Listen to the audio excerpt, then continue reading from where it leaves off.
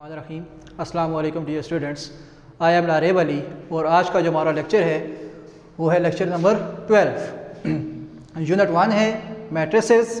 और जो आज का हमारा टॉपिक है वो क्या है, मल्टीप्लिकेशन ऑफ अ मैट्रिसेस, कि कैसे हम दो मैट्रिसेस को आपस में मल्टीप्लाई करते हैं, क्या उसकी कंडीशन होती है, क्या रूल होता है कि जब हम दो मैट्रिसेस को कैसे आपस में मल्टीप्लाई कर सकते हैं। ठीक है, जो आज का जो हमारा ऑब्जेक्टिव है वो क्या है, कन्फर्मेबिलिटी ऑफ मल्टीप्लिकेशन ऑफ मैट्रिसेस, कि कैसे कि वो कंडीशन क्या होती है कि जिस कंडीशन से पता चल सकता है कि कैसे हम दो मैट्रिसेस को आपस में मल्टीप्लाई हो सकती हैं या नहीं हो सकती। ठीक है, उसके बाद हम दो मैट्रिसेस को मल्टीप्लाई करने का तरीका सीखेंगे कि कैसे हम दो मैट्रिसेस को आपस में मल्टीप्लाई कर सकते हैं। उसके साथ साथ एक्सरसाइज 1.4 के क्वेश्चन नंबर 1 से लेकर 7 तक आज हम इनको सॉल्व करेंगे और यही आपका आज का होमवर्क भी होगा। तो आज चलते हैं हमारे टॉपिक की तरफ, क्या है, कन्फर्मेबिलिटी ऑफ मल्टीप्लिकेशन ऑफ मैट्रिसेस, कि जैसे कि हमने एडिशन एंड सब्ट्रैक्शन के लिए पढ़ा था कि कैसे हम दो मैट्रिसेस को आपस में ऐड या सब्ट्रैक्ट कर सकते हैं। उनकी कंडीशन क्या थी कि हम उसका ऑर्डर चेक करते थे कि अगर उन मैट्रिसेस का ऑर्डर सेम हो तब वो मैट्रिसेस आपस में ऐड या सब्ट्रैक्ट हो सकती हैं। लेकिन मल्टीप्लिकेशन के केस में ऐसा नहीं है।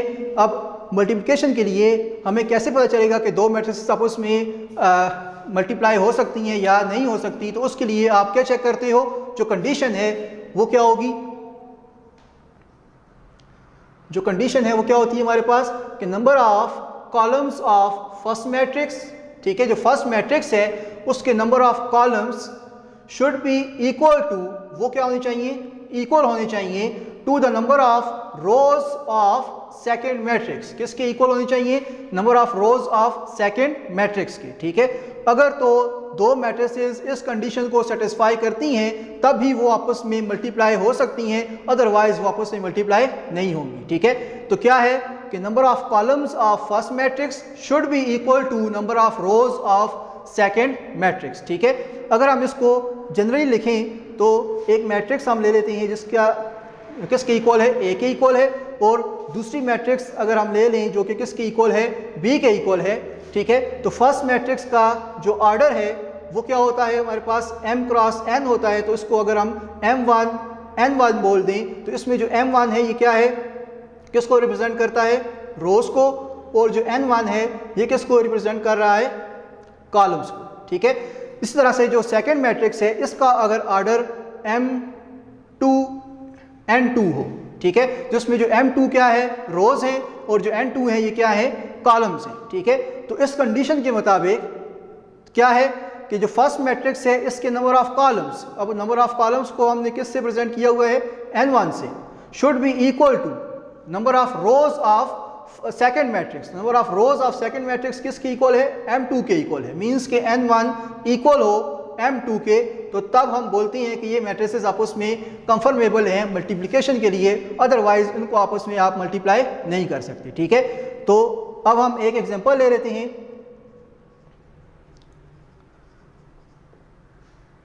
ठीक है, दो मैट्रिसेस हैं 1 2 3 4। एक मैट्रिक्स B है जिसके एलिमेंट्स हम ले लेते हैं 1 2। अब क्वेश्चन क्या आता है, क्वेश्चन आ जाता है कि आपने फाइंड क्या करना है, कि आपने बताना है कि आया कि ये दोनों मैट्रिसेस कंफर्मेबल हैं आपस में मल्टीप्लिकेशन के लिए या नहीं है। ठीक है, तो उसके लिए आप क्या चेक करोगे, इन दोनों का ऑर्डर चेक कर लेंगे पहले कि फर्स्ट मैट्रिक्स का ऑर्डर क्या है, 2 रोज एंड 2 कॉलम्स, तो इसका ऑर्डर क्या है, 2/2। ठीक है, और जो सेकंड मैट्रिक्स है इसका ऑर्डर चेक करें अगर आप, तो 2 रोज एंड 1 कॉलम, तो इसका ऑर्डर क्या होगा, 2/1। अब अकॉर्डिंग टू कंडीशन के मुताबिक हम क्या चेक करते हैं कि number of columns of first matrix should be equal to number of rows of second matrix. ठीक है, तो अगर आप देखो तो जो फर्स्ट मैट्रिक्स है ए, तो ए के नंबर ऑफ कॉलम्स कितने हैं, ठीक है, 2 हैं। ठीक है, नंबर ऑफ कॉलम्स कितने हैं, number of columns of matrix A किसके इक्वल है, 2 के इक्वल है। ठीक है, आप यहां से भी देख सकते हो कि जो नंबर ऑफ कॉलम्स हैं वो किसके इक्वल है, 2 के इक्वल है। ठीक है, और number of rows of second matrix means के बी की जो नंबर ऑफ रोज हैं वो कितनी है, 2 है। ठीक है, तो number of rows of second matrix किसके इक्वल आ रही हैं, 2 के इक्वल आ रही है। ठीक है, जो कि गिवन कंडीशन को सेटिस्फाई कर रही है। Number of columns number of रोज के इक्वल आ रही है, विच मीन्स कि आप मैट्रिक्स ए को मैट्रिक्स बी के साथ मल्टीप्लाई कर सकते हैं। ठीक है, तो as number of rows of A is equals to number of columns of matrix A is equals to number of rows of matrix B। ठीक है, तो विच मीन्स कि आप A और B को आपस में मल्टीप्लाई कर सकते हो, ये कंफर्मेबल हैं मल्टीप्लिकेशन के लिए। ठीक है, तो इस तरह से आप बता सकते हैं कि कौन सी मैट्रिसेस आपस में मल्टीप्लाई हो सकती हैं और कौन सी मैट्रिसेस मल्टीप्लाई नहीं हो सकती। ठीक है, तो इसके साथ जो रिलेटेड क्वेश्चन है आपकी एक्सरसाइज में वो क्या है, क्वेश्चन नंबर 1 है, जिसमें आपने फाइंड क्या करना है कि कौन सी मैट्रिसेस आपस में मल्टीप्लाई हो सकती हैं और कौन सी नहीं हो सकती। ठीक है, तो ये आपकी एक्सरसाइज 1.4 है, पेज नंबर 29 पे।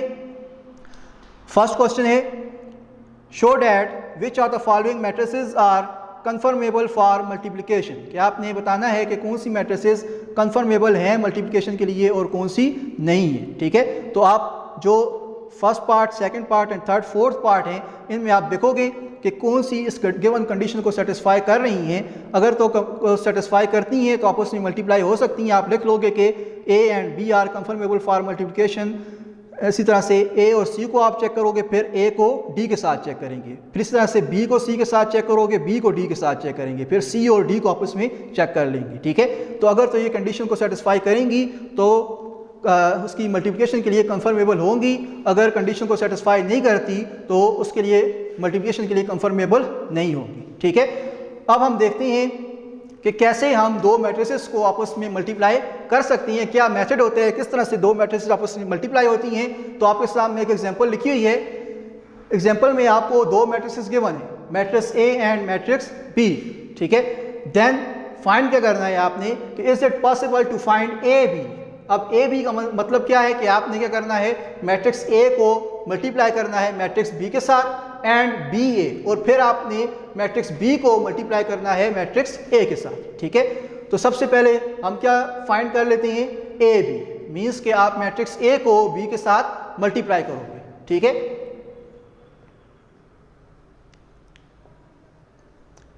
तो ए बी, तो सबसे पहले जो मैट्रिक्स आएगी वो क्या आएगी, मैट्रिक्स ए आएगी। तो मैट्रिक्स ए के जो एलिमेंट्स हैं वो क्या हैं, 2, 3, 1 and 4 multiply by matrix B.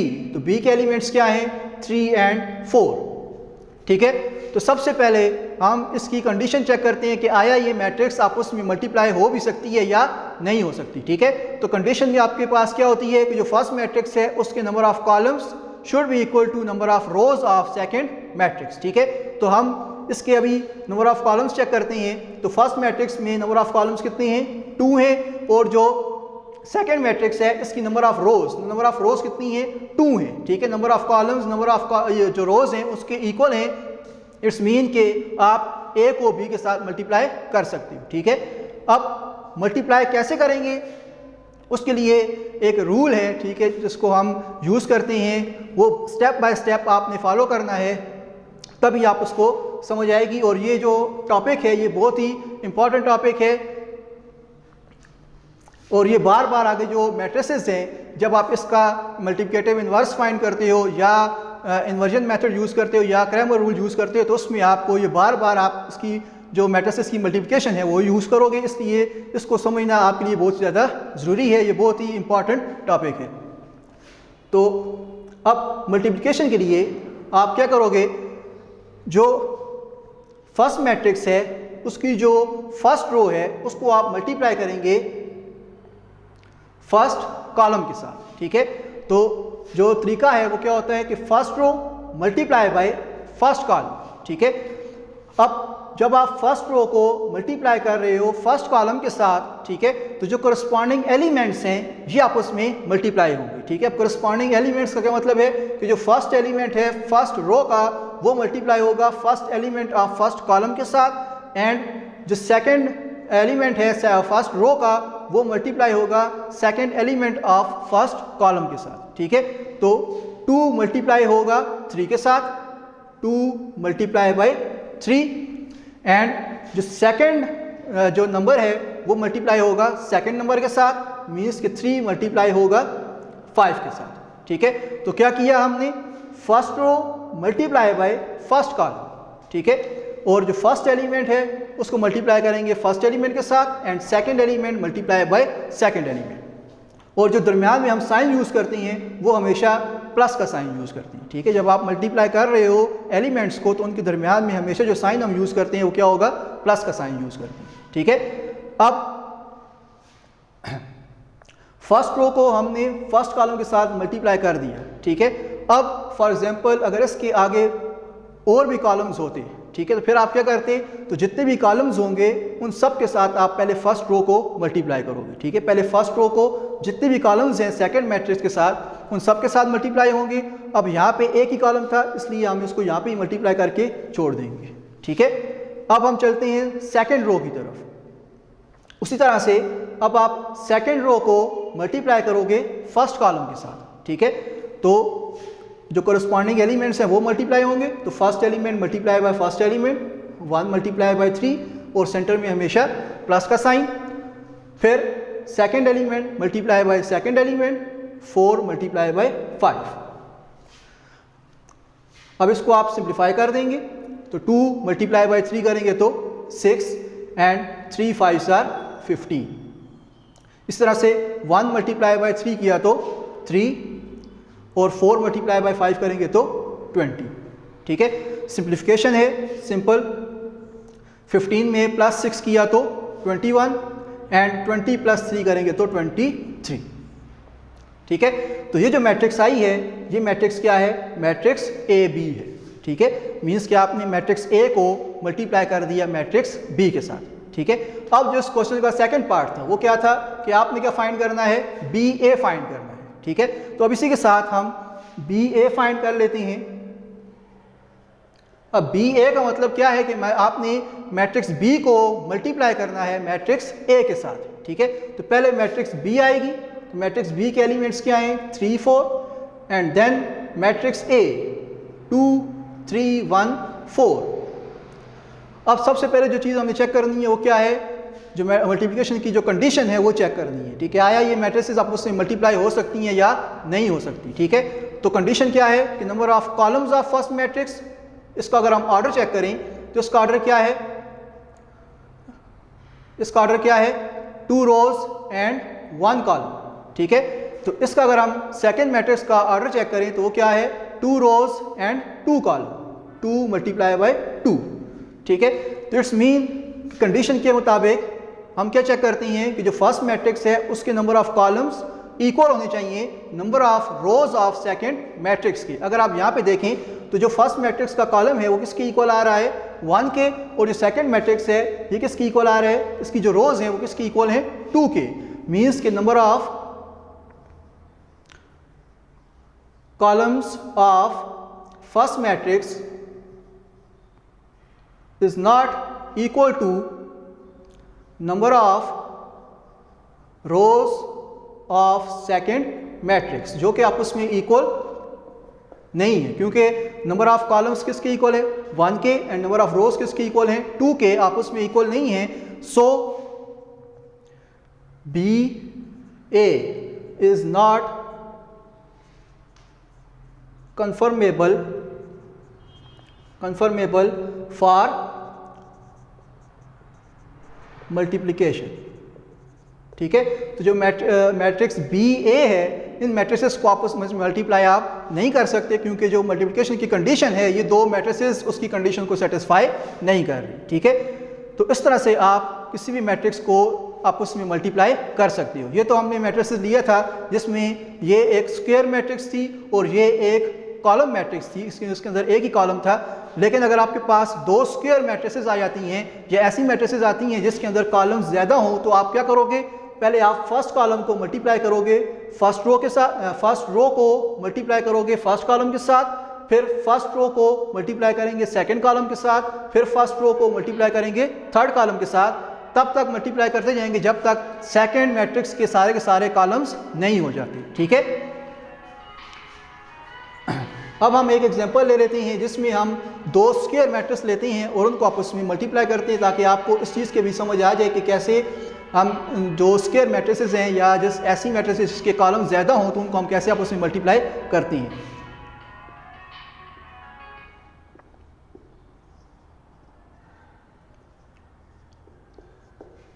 ठीक है, तो ये आपके पास एक मैट्रिक्स है, दो मैट्रिसेस हैं A एंड B।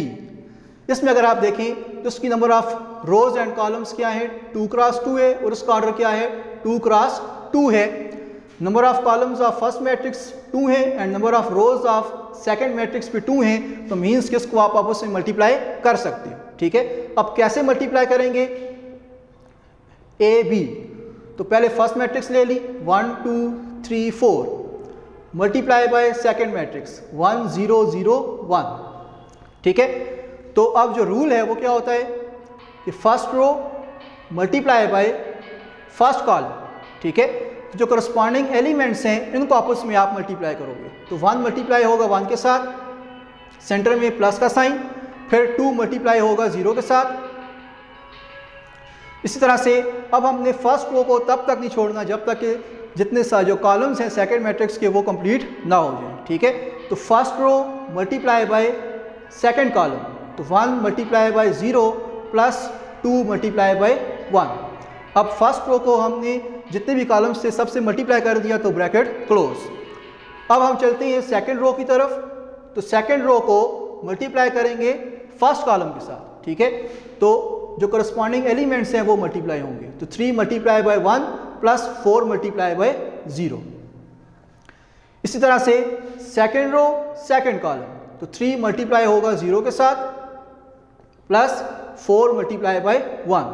ठीक है, तो क्या किया हमने, first row multiply by first column, फिर first row multiply by second column. ठीक है, उसके बाद second row multiply by first column, फिर second row multiply by second column. तो जब आपने इनको मल्टीप्लाई किया तो आपके पास जो एलिमेंट्स आएंगे, तो फर्स्ट रो को फर्स्ट कॉलम के साथ मल्टीप्लाई करने से फर्स्ट एलिमेंट आएगा, फर्स्ट रो को सेकंड कॉलम से मल्टीप्लाई करने के बाद सेकंड एलिमेंट आएगा, सेकंड रो को फर्स्ट कॉलम से मल्टीप्लाई करने के बाद थर्ड एलिमेंट आ गया, एंड सेकंड रो को सेकंड कॉलम से मल्टीप्लाई करने के बाद आपके पास जो एलिमेंट आएगा वो फोर्थ एलिमेंट बनेगा। ठीक है,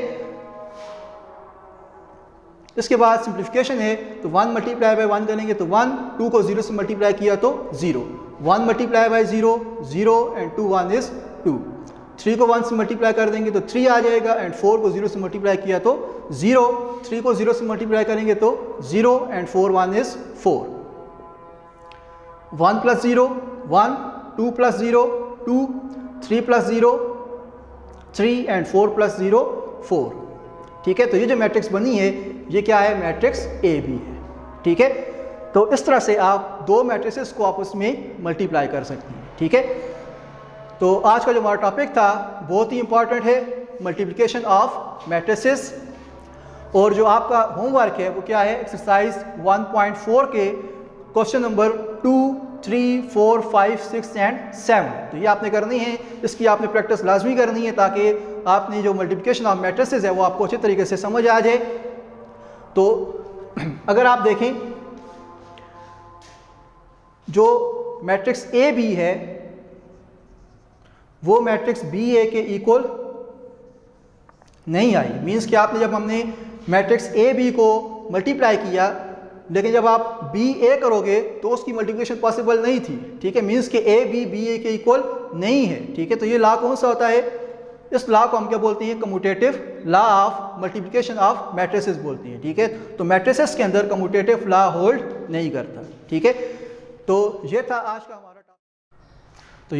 का हमारा टॉपिक। आई होप कि आपको समझ आ गई होगी।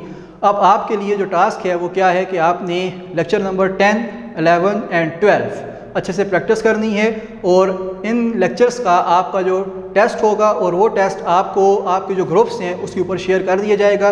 तो इसलिए जो लेक्चर नंबर 10, 11 और 12 के जो आपके टास्क हैं वो आपने सही तरीके से करनी है, उन वीडियोस को अच्छी तरह से देखना है, और जो आपको टेस्ट दिया जाएगा वो आपने अटैम्प्ट करके उसी ग्रुप पे सेंड कर देना है। ठीक है, तो अपना ख्याल रखिएगा। खुदा हाफिज़।